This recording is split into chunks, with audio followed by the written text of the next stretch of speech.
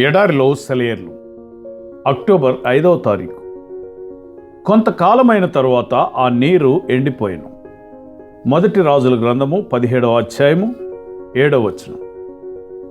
నష్టం జరగడం కూడా దేవుని చిత్తమేనని, సేవ విఫలమవడం, ఆశించినవి సమసిపోవడం, శూన్యం మిగలడం కూడా దేవుడు కల్పించినవేనని మనం నేర్చుకొనకపోతే మన విశ్వాసం అసంపూర్ణమే.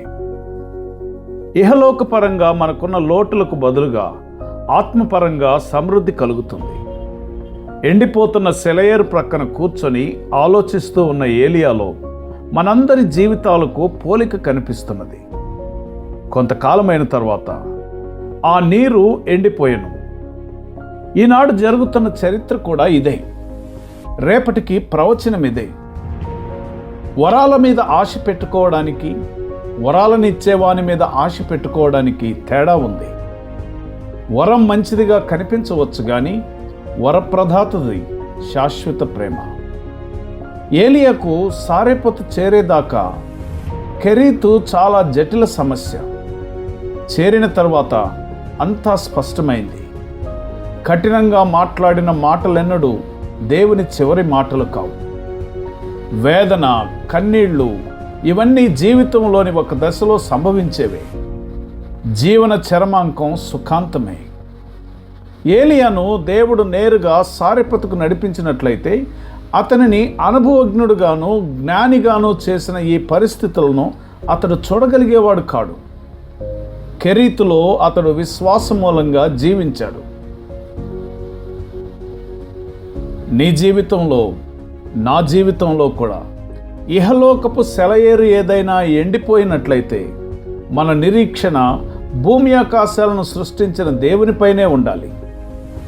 ఇలాంటి సెలయేటు గట్టునే కాపురం ఉన్నావేమో నువ్వును. దాని నీటిని తాగుతూ దాహం తీర్చుకుంటున్నావేమో. కాలం గడిచే కొద్దీ అది ఎండిపోతూ ఉందేమో. నిన్ను ఆనందపరిచి ఆదరించిన హృదయాలు, నిన్ను పులకరింతలతో ఓలలాడించిన ప్రేమలు కాలగమనంలో కరిగి కొట్టుకుపోయాయేమో. నిన్ను అలరించిన సెలయేరు ఎండిపోతే, నీ దాహానికి అది నీళ్ళివ్వలేకపోతే, ఒకప్పుడు గలగలా పారిన ఏరు వెలవెలా పోతే, దేవుడు నీకు సేద తీరుస్తాడు, నిన్ను వదలడు, సిగ్గుపడనీయడు, ఆనంద తైలంతో అభిషేకించి కన్నీళ్లు తుడుస్తాడు. ప్రియ స్నేహిత, నీ జీవితంలో కూడా నీవు నమ్ముకున్న సెలయేరు ఎండిపోయిందా? వేదన, కన్నీళ్ళు జీవితాన్ని ఇబ్బంది పెడుతున్నాయా? దేవుడు నిన్ను తిన్నగా సమృద్ధిలోనికి తీసుకుని వెళ్తే నీవు జీవితంలో అనేక అనుభవాలను పోగొట్టుకుంటావు. విశ్వాసం అనే అనుభవాన్ని ప్రభు నీకు నేర్పినట్లుగా నీ జీవితంలోని సెలయేటిని ఎండిపోయేటట్లు చేస్తారు. ఆ కష్ట పరిస్థితుల్లో నీ అవసరతలు తీర్చే యేసు పైన ఆధారపడి విశ్వాసంతో ఆయన వైపు చూసే కృప పరిశుద్ధాత్మ దేవుడు నీకు అనుగ్రహించునుగాక. ఆమెన్.